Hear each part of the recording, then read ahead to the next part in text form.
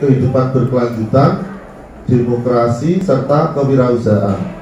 Demokrasi, saran dari Pak Panca, itu pemilihan MPK serta ketua OSIS itu sudah dilaksanakan di SMA 3. Nah, ini bisa kita gunakan. Jadi SMA 3 itu sudah membuat laporan untuk proyek yang pertama. Jadi Pak Padi atau Pak Son yang menentukan berapa perwakilan kelas yang masuk ke mana aula, nanti mohon untuk diizinkan. Ya, tentu tidak mungkin seluruh siswa masuk aula, kan tidak mungkin karena tempatnya terbatas. Ini namanya debat kandidat.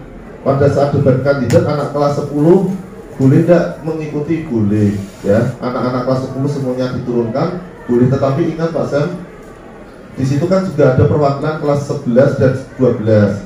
Kira-kira cukup apa enggak aulanya itu ya? Karena kan debat itu debat MPK, perwakilan dari seluruh siswa. Kalau memang tidak cukup, ya dibuat perwakilan. Tapi kalau memang cukup, semua kelas 10 boleh, ya. Cermat di dalam melihat jangan sampai semua anak kelas turun, jumlahnya over. Padahal sekarang itu nyun sewu, yang namanya orang batuk, flu, itu kan juga posisinya banyak. Ini aja kan beberapa dari kita kan banyak yang izin sakit, itu jangan sampai justru itu kita menjadi sumber klaster.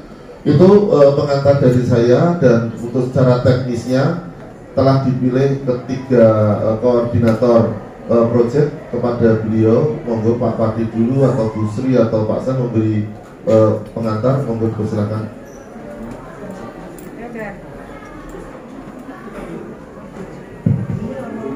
Assalamualaikum warahmatullahi wabarakatuh. Yang saya hormati Pak Chandra, Kepala Sekolah dan staf semuanya, yang saya hormati pula serta Bapak Ibu guru yang berbahagia. Berkaitan dengan penguatan proyek profil pelajar Pancasila, kita bertiga, saya sendiri, kemudian Pak Samsul dan Bu Sri ini, ada 3 tema yang harus kita kerjakan bersama-sama, di mana tentunya ini berlaku untuk semua Bapak Ibu guru dan khususnya di kelas 10 yang sudah melaksanakan kurikulum Merdeka. Dalam hal ini, Ibu Bapak, yang pertama pelaksanaannya adalah semua tema, ya, tema ada 9 tema, yang 2 itu untuk SMK dan yang di SMA itu ada 7. Yang pertama adalah gaya hidup berkelanjutan, kemudian kearifan lokal, kemudian Bhinneka Tunggal Ika, bangunan jiwa dan raga, kemudian ada suara demokrasi, merekayasa dan berteknologi, membangun negeri, dan yang terakhir adalah kewirausahaan. Cara mengapakannya garis dibangun suara reka wira. Ya, gaya hidup berkelanjutan, gayanya, reknya kearifan lokal, kemudian Bhinneka Tunggal Ika, bangun jiwa dan raga, kemudian suara demokrasi, dan merekayasa dan berteknologi untuk membangun negeri, serta yang terakhir adalah kewirausahaan. Nah, dalam hal ini sesuai dengan hasil rapat dan yang langsung dipimpin oleh Chandra selaku Kepala Sekolah, di mana kelas 10 ada 3. Yang pertama nanti adalah kemarin sudah terlaksana berkaitan dengan gaya hidup berkelanjutan dengan disiplin positif tertib berkendara. Kemudian ini nanti adalah suara demokrasi, dan nanti ada semester 2-nya nanti Bu Sri ini dengan kewirausahaan. Ibu Bapak yang saya hormati, untuk suara demokrasi hari ini, jadi dalam penguatan proyek profil pelajar Pancasila itu ada 4 tahap.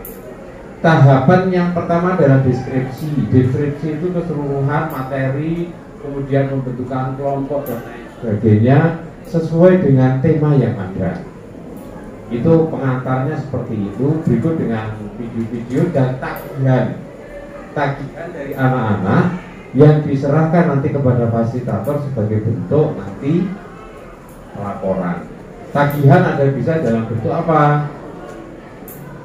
Dalam bentuk video bisa, poster bisa, tulisan bisa, catatan, PPT dan sebagainya. Monggo itu panjenengan lebih bijak dan lebih paham kaitannya dengan tagihan yang ada disesuaikan dengan tema. Yang kedua adalah dimensi. Dimensi yang ada di sini itu ada berkaitan dengan apa saja atau dimensi yang akan dikembangkan. Yang berkaitan dengan profil pelajar Pancasila ada 6 dimensi yang harus dikembangkan. Beriman, bertakwa kepada Tuhan Yang Maha Esa dan berakhlak mulia, itu yang pertama. Berkebinekaan global, mandiri, gotong royong, bernalar kritis dan kreatif. Ada 6 itu, Bapak. Di mana 6 dimensi itu nanti yang ketiga, pengembangan elemen dan sub-elemen yang ada di dimensi profil pelajar Pancasila berkaitan dengan nilai-nilainya tadi. Nah, kaitannya dengan pengembangan elemen dan sub-elemen itu nanti kita mengambil yang fase E, itu yang untuk SMA. Nah, yang ada di sana teman-teman semuanya sudah kita istilahnya sudah ada ya sedikit banyak bekal di dalam proses pelaksanaannya. Kemudian yang berikutnya, yang keempat adalah tahapan panjenengan pelaksanaan proyek. Ya, di dalam modul itu ada deskripsi, dimensi, pengembangan elemen dan subelemen, dan tahapan proyek. Nah, tahapan proyek ada 4 juga. Yang pertama adalah pengenalan tadi. Ya, pengenalan di hari pertama itu terserah. Di hari pertama bisa dalam bentuk proses pelaksanaannya tadi untuk modul yang ada atau pelaksanaan proyek penguatan proyek profil pelajar Pancasila itu ada yang dengan blok, ada yang dengan setiap hari apa, ada yang ditentukan pada jam-jam berapa, itu dipersilahkan. Hanya nanti setelah ini nanti Pak Samsul biar menyampaikan hari ini nanti akan seperti apa. Ya, kebijakan oleh Pak Komandan, ketuanya. Oke. Yang pertama untuk tahapan dalam proyek ada 4 tadi saya sampaikan, saya ulangi. Yang pertama adalah pengenalan. Oke. Kemudian setelah pengenalan itu kaitannya dengan materi yang ada, berikut contoh-contoh video ataupun diskusi, pembentukan kelompok dan artikel, itu nanti juga ada tagihan proyek. Ini pertama di hari pertama. Yang kedua adalah kontekstual. Nah, kontekstualnya itu nanti dengan tahapan-tahapan hari pertama, hari kedua, hari ketiga, hari keempat sampai nanti aksi ini yang ketiga. Setelah pengenalan, kontekstualnya seperti apa, kemudian aksi itu praktek langsung. Ya, aksinya anak-anak semua yang terbagi dalam kelompok-kelompok, nanti aksinya seperti apa. Nah, dalam hal ini kaitannya dengan pemika, ya, pemilihan ketua dan wakil ketua MPK, aksinya di hari Jumat dengan menggunakan budaya batik, mencintai produk di Indonesia dengan hari batik, sekaligus memperingati hari batik menggunakan batik semuanya. Nah, dan setelah aksi yang nomor 3, nomor 4-nya refleksi dan tindak lanjut. Kaitannya dengan tindak lanjut nanti adalah proses pembuatan oleh fasilitator di masing-masing kelas, termasuk tagihan di awal-awal di hari pertama, kedua, ketiga, atau 4.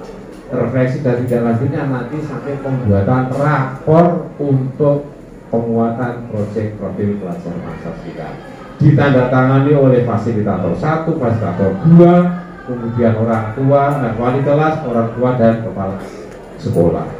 Ini pengantar saya, semoga semakin menambah wawasan kita bersama, semuanya kita sama-sama sharing, sama-sama belajar. Ngaten nggih. Saya ulangi, jadi sama-sama sharing, sama-sama belajar di dalam proses bagaimana pelaksanaan dalam penguatan proyek profil pelajar Pancasila. Demikian yang dapat saya sampaikan.